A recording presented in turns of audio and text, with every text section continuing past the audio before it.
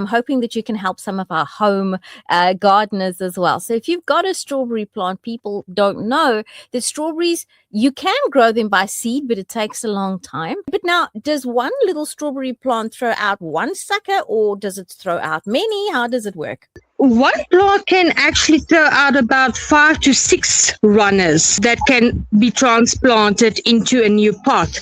So one plant gives you 6 extra runners, and those runners can give about approximately 6 to 7 fruit on that. So you were talking earlier on about pruning and cutting back the dead leaves.